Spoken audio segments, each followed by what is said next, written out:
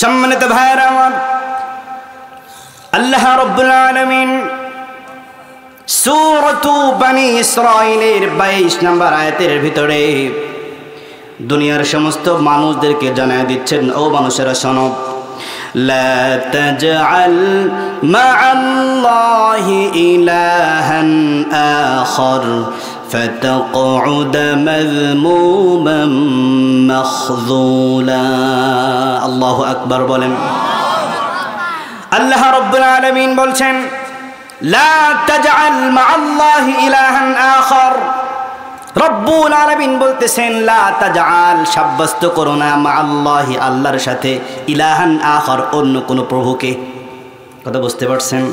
আল্লাহর সঙ্গে কাউকে সাব্যস্ত করা যাবে না যে আল্লাহও জীবন দেয়, ভগবানও জীবন দেয়, এমন বিশ্বাস করা যাবে নাকি? আল্লাহকেও সিজদা দেওয়া যাবে, পীরের দরবারে গিয়ে পীরকেও সিজদা দেওয়া যাবে নাকি? সিজদার মালিককে? চিৎকার করে বলেন, সিজদার মালিককে। সিজদা কেবলমাত্র কাকে করা লাগবে? পৃথিবীর বুকে অনেক মানুষ আছে, সে মানুষগুলা নিজেকে মুসলমান বলে দাবি করে। ওই মানুষগুলা যখন মসজিদে আজান হয়, অনেকে নামাজ আদায় করে। নামাজ আদায় করার পর আবার দল বল বেঁধে মাজারে গিয়ে পীরকে সিজদা করে, আসে না নাই? আমার ভাইয়েরা, এরা নিজেকে মুসলমান দাবি করে। আবার কিছু মানুষ আছে নিজেকে মুসলমান দাবি করে না, কিন্তু সূর্যকে সিজদা করে, সূর্যের পূজা করে, চন্দ্রের পূজা করে, গাছের পূজা করে, অগ্নি পূজা করে, আসে না নাই? এরকম দুনিয়াতে যত সৃষ্টি আছে কাউকে সিজদা দেওয়া যাবে না। সিজদা যদি দিতেই হয় একজনকে দেওয়া লাগবে, তিনি কে? আল্লাহ রাব্বুল আলামিন কালামে হাকিমের মধ্যে বলেন, وَمِنْ آيَاتِهِ اللَّيْلُ وَالنَّهَارُ وَالشَّمْسُ وَالْقَمَرُ। আল্লাহু আকবার বলেন। আল্লাহ রাব্বুল আলামিন বলছেন, আল্লাহ পাকের নিদর্শন সমূহের মধ্যে হচ্ছে, একটা হচ্ছে রাত, একটা হচ্ছে দিন, একটা হচ্ছে সূর্য, আর একটা হচ্ছে চন্দ্র। সুবহানাল্লাহ পড়েন। এগুলো আল্লাহ পাকের নিদর্শন। কেমন করে দিন হয়, কেমন করে রাত হয়, চোখের সামনে দিন থেকে রাত হয়ে যায়, রাত থেকে দিন হয়, কেমন করে হয় আমরা বুঝি না, ঠিক কিনা? হ্যাঁ। এরপরে একদম একই জায়গায় প্রতিদিন আল্লাহ পাক কেমন করে সূর্যটাকে দিয়ে দেন, আবার সেই সূর্যটা আল্লাহর হুকুমে আবার পশ্চিমে গিয়ে হেলে যায়। এরকমভাবে আল্লাহ পাক রাতের গভীরে চন্দ্রটাকে উঠান। এই যে জিনিসগুলো আমরা দেখতে পাই, আল্লাহ পাক বলতেছেন এই জিনিসগুলো হচ্ছে আমার নিদর্শন। সুবহানাল্লাহ পড়েন। এরপরে রব্বুল আলামিন বলছেন, لا تسجدوا للشمس ولا للقمر واسجدوا لله الذي خلقهن إن كنتم إياه تعبدون। আল্লাহ রাব্বুল আলামিন বলছেন, লা তাসজুদু লিশ-শামস ওয়ালা লিল-কমার। খবরদার তোমরা সূর্য চন্দ্রকে সিজদা করো না। ওয়াসজুদু লিল্লাহিল্লাযী খালাকাহুম। যদি সিজদা করতেই হয়, ওয়াসজুদু, সিজদা করো, লিল্লাহ, কাকে? চিৎকার করে বলেন, কাকে? ওয়াসজুদু লিল্লাহিল্লাযী খালাকাহুম। আল্লাহ পাক বলতেছেন সিজদা যদি দেওয়াই লাগে তাহলে এইগুলাকে যিনি সৃষ্টি করেছেন তাকে সিজদা দাও। আল্লাহু আকবার বলেন। প্রথমে বললেন, লা তাসজুদু লিশ-শামসি ওয়ালা লিল-কমার। খবরদার চন্দ্র সূর্যকে তোমরা সিজদা করো না। যদি সিজদা করাই লাগে, চন্দ্র সূর্যকে যে রব বানিয়েছে সেই রবকে সিজদা করো। সুবহানাল্লাহ পড়েন। এরপরে রব্বুল আলামিন বলছেন, ইন কুনতুম ইয়াহু তা'বুদুন। যদি তোমরা সত্যিকার অর্থে তাকে, তারই ইবাদত করে থাকো। অনেকেই আছে বলে যে আমরা পীরকে সিজদা করি, এটা হচ্ছে তাজিমি সিজদা, আমরা তো আল্লাহকেই মানি। আছে না নাই? চিৎকার করে বলেন, আছে না নাই? ওদেরকে বলে তোমরা নিজেকে মুসলমান বলে দাবি করো, তাহলে কেন মাজারে গিয়ে সিজদা করো? তাহলে কেন পীরকে সিজদা করো? তারা বলে, আরে বোকা, আমরা তো পীরকে সত্যি সত্যি সিজদা দেই না, এটা হচ্ছে আমাদের তাজিমি সিজদা, আর আমরা সত্যিকারের সিজদা দেই হচ্ছে আল্লাহকে। এমন আছে না নাই? আল্লাহ পাক বলতেছেন, না না বান্দা, আমি রব ছাড়া দুনিয়ার কাউকে সিজদা করা যাবে না। যদি সিজদা করতে হয় আমি রবকে সিজদা করা লাগবে। যদি প্রকৃত অর্থে তোমরা রবের ইবাদত করে থাকো তাহলে কেবলমাত্র রবকে সিজদা দেওয়া লাগবে। ঠিক কিনা জোরে করে বলে? আল্লাহ ছাড়া দুনিয়ার কারোর সামনে কোনো মুসলমান মাথা নত করতে পারে না। আমার ভাইরা, মাজারে গিয়ে এই যে সিজদা দেয়, সিজদা দেওয়ার পরে মাজারের মধ্যে যে আছে তাকে খুশি করার চেষ্টা করতেছে। বলে কেন? বলে এই মাজারের মধ্যে যে শুয়ে আছে তাকে যদি খুশি করতে পারি তাহলে আমার জান্নাত জাহান্নামের কোনো টেনশন নাই। আমার পীর বাবা আমার শাফাত করে জান্নাতে নিয়ে যাবে। নাউজুবিল্লাহ কোন? এরকম ধারণা মানুষের মধ্যে আছে না নাই? চিৎকার করে বলেন আছে না নাই? একমাত্র আল্লাহ তাআলাকে ছাড়া দুনিয়ার কারোর সামনে কোনো মাথা নত করা যাবে না। অনেকে আছে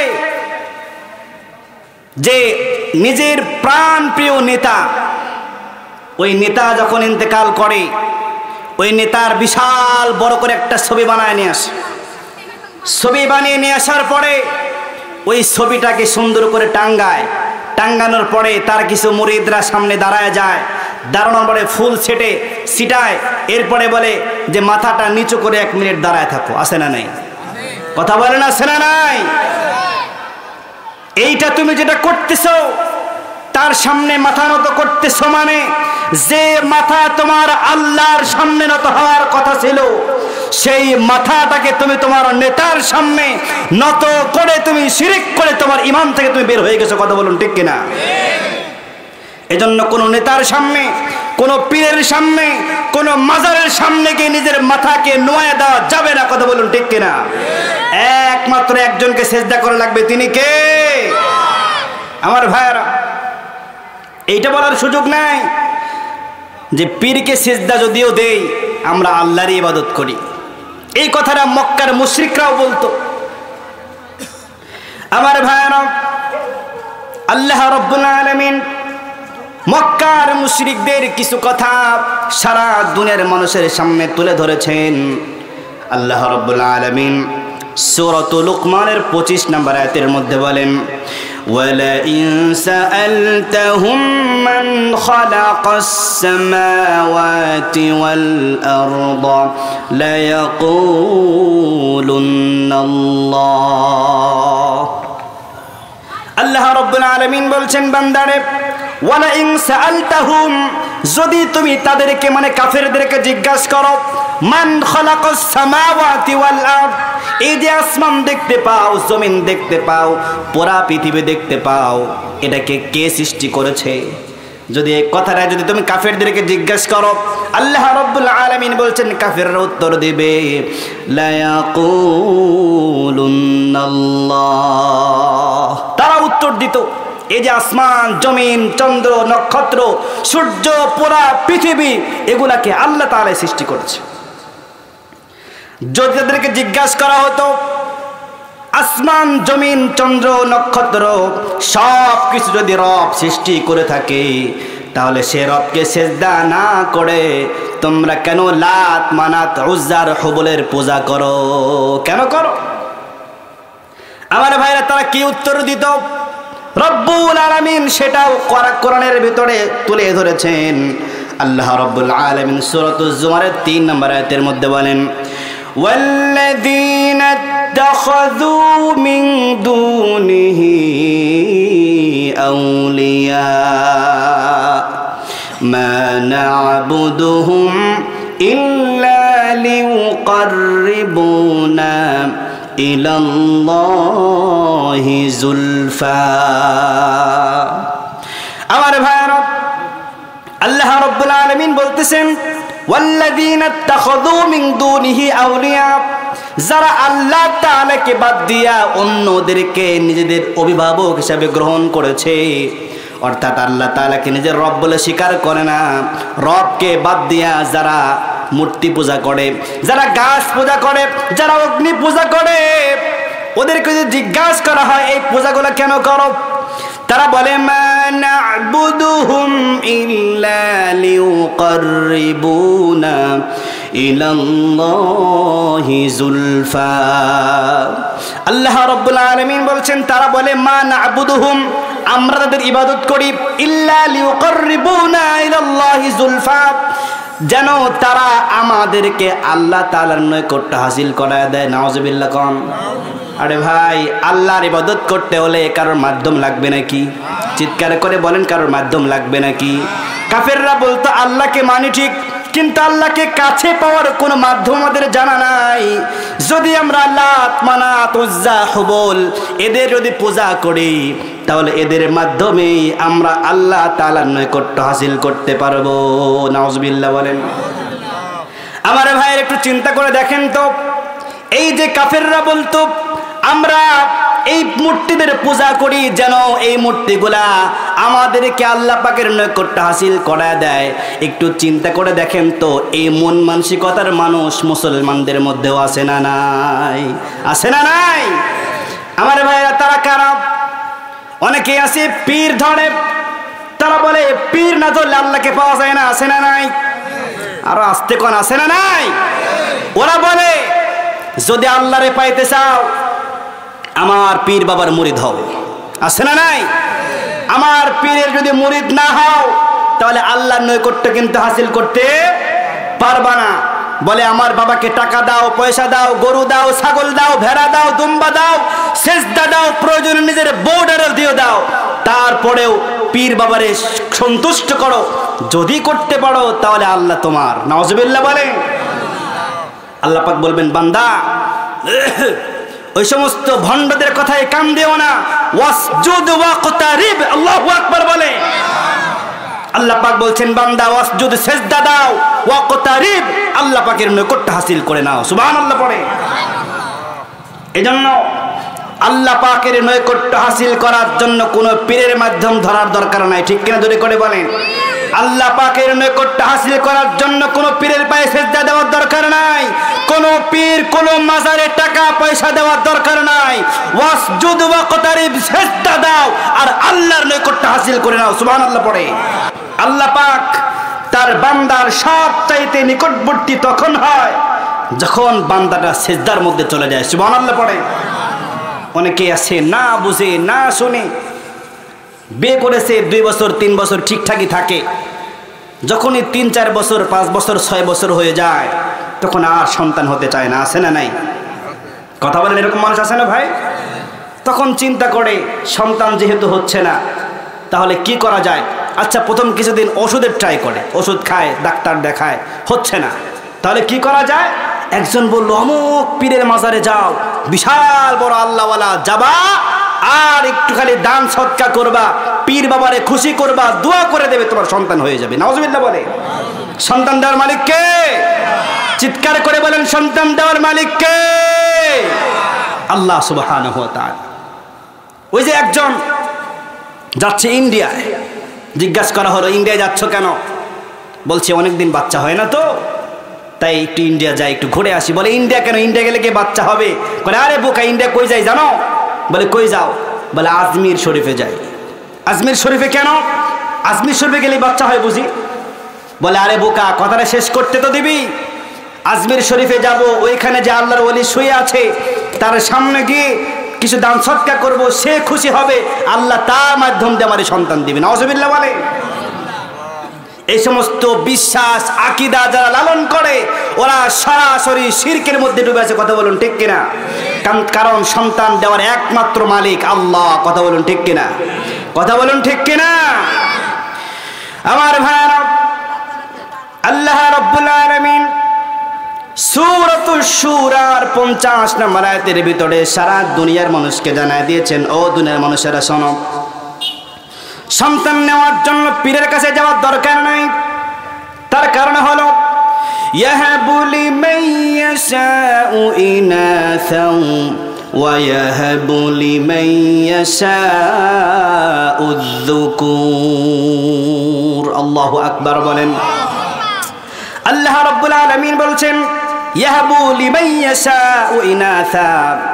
রব্বুল আলামিন বলছেন আল্লাহ পাক যারে চান কন্যা সন্তান দান করেন। এরপরে রব্বুল আলামিন বলছেন ওয়াহাবু লিমান ইয়াশাউ যুকুর, আল্লাহ পাক যারে চান ছেলে সন্তান দান করেন। এরপরে রব্বুল আলামিন বলছেন আও ইউযাউজুহুম যুকরানা ওয়া ইনাসা। এরপরে রব্বুল আলামিন বলছেন বান্দারে, আর আমি রব যাকে ইচ্ছা করি ছেলেও দেই মেয়েও দেই। ওয়ায়াজআলু মান ইয়াশাউ আকিমা। আল্লাহ রব্বুল আলামিন বলছেন বান্দারে, আর যাকে ইচ্ছা করি তারে ছেলেও দেই না মেয়েও দেই না, আমি রব তাদেরকে বন্ধা অবস্থায় রেখে দেই। কথা বলুন ঠিক কিনা? আল্লাহ যদি কাউকে সন্তান না দেয়, কোন পীর বাবার ক্ষমতা যে সন্তান দেয়? কথা বলেন, কোন ক্ষমতা আছে? ক্ষমতা নাই। আবার আল্লাহ পাক যারে চান তারে হিজরাও দেন, আছে না নাই? কথা বলেন। অনেক মায়ের পেট থেকে হিজরা সন্তান হয়, এটা আল্লাহ পাকের প্রদত্ত জিনিস, ঠিক কিনা? কিন্তু বড় আশ্চর্য লাগে, বড় দুঃখ লাগে, কষ্ট লাগে, বর্তমানে আরেক জাত বার হয়েছে, ট্রান্সজেন্ডার, আছে না নাই? আরে কথা কয়েন, আপনারা শোনেন নাই মনে হয়? ট্রান্সজেন্ডার নামে একটা জাত বের হয়েছে, শুনছেন আপনারা? এদের জাত আল্লাহ সৃষ্টি করে নাই, ওরা নিজেরাই সৃষ্টি করে নিছে। এটা আবার কেমনে? আপনি মনে মনে ভাবতেছেন আপনি ছেলে না, আপনি একটা মেয়ে, আপনি একটা মেয়ে। একজন মেয়ে চিন্তা করলো মনে মনে যে আসলে আমি তো কোনো মেয়ে না, আমি একটা মেয়ের খাঁচার মধ্যে একটা ছেলে বন্দি আছি, আমি আসলে মেয়ে না, যতই মেয়েদের জিনিসপাতি আমার থাক, আসলে আমি একটা ছেলে। এই হচ্ছে ট্রান্সজেন্ডার। বলা হচ্ছে যদি কেউ নিজেকে দাবি করতে পারে ছেলে হয়েও যে আমি মেয়ে, তাহলে একটা মেয়ে যত রকম সুবিধা পায় সবও পাবে। বুঝতে পারতেছেন কথা? আবার কোন মেয়ে যদি দাবি করতে পারে আমি ছেলে, তাহলে ওই ছেলের যত রকম সুবিধা দরকার ওই মেয়ে হয়েও নিজেকে ছেলে দাবি করে সবকিছু সে ভোগ করতে পারবে। আচ্ছা বলেন, কোন সুস্থ মস্তিষ্কে যার আছে, কোন সুস্থ মস্তিষ্কের অধিকারী কোন মানুষ ওদেরকে মানুষ বলবে না পাগল বলবে? কথা বলেন, মানুষ বলবে না পাগল বলবে? আমার ভাইয়েরা, আল্লাহ পাক বানাইলো ছেলে, তুমি নিজেকে ছেলে দাবি না করে তুমি নিজেকে মেয়ে দাবি করতেছো, এর চাইতে বড় দুঃখ আর কি হতে পারে? এগুলা আমাদের ছেলে মেয়েদেরকে স্কুলে শিক্ষা দেওয়া হয়, স্কুলে শিক্ষা দেওয়া হবে এগুলা। আগের যুগে মানুষেরা লেখাপড়া করে ব্যারিস্টার হতো, উকিল হতো, কিন্তু এখন মানুষেরা লেখাপড়া করে মেয়ে হবে, মেয়ে থেকে ছেলে হবে, ছেলে থেকে মেয়ে হবে। আচ্ছা বলেন, এটাকে আপনি সহ্য করবেন? কথা কয় না। এর কিছুদিন পূর্বে আমরা আরেকটা জিনিস দেখেছি, সেটা হলো ক্লাস 3 বই, সম্ভবত ইসলাম ও নৈতিক শিক্ষা। এই বইয়ের ভিতরে আমরা দেখেছি যে বইয়ের যে ললাট রয়েছে প্রথম পৃষ্ঠা, ওই পৃষ্ঠার দুই পাশে কে বা কারা ষড়যন্ত্র করে মুসলমানদের বই, যে বইটাকে মুসলমানের সন্তানগুলা ভালোবেসে মোহাব্বত করে, ওই বইটাকে সমস্ত বইয়ের উপরে স্থান দেয় যে এটা হচ্ছে আমার ইসলাম শিক্ষা। এর ভিতরে কোরআন আছে, এর ভিতরে সূরা আছে, এর ভিতরে আল্লাহ পাকের কথা আছে, যার কারণে মুসলমানের সন্তানগুলা সম্মান দিয়ে ওই কিতাবটাকে সমস্ত কিতাবের উপরে রাখে। এখন এরা ষড়যন্ত্র করে এই ইসলাম ও নৈতিক শিক্ষা বইয়ের ললাটের ভিতরে এরা মূর্তির ছবি দিয়ে দিয়েছে। নাউজুবিল্লাহ বলেন। আচ্ছা বলেন, একটা বই যখন ছাপায় তখন কি একটা দুইটা মানুষ পরীক্ষা করে দিয়ে দেয়? হ্যাঁ, সর্বোচ্চ একটা বানান ভুল হতে পারে, কিন্তু আপনি ললাটের ভিতরে যেটা রয়েছে এটা অনেকগুলো স্টেপ পার হয়ে আসার পরে ফাইনাল ছাপা হয়, এরপরে মানুষের হাত হয়ে পরীক্ষা নিরীক্ষা করার পরে এরপরে মুসলমানদের সন্তানদের কাছে আসে। কথা বলুন ঠিক কিনা?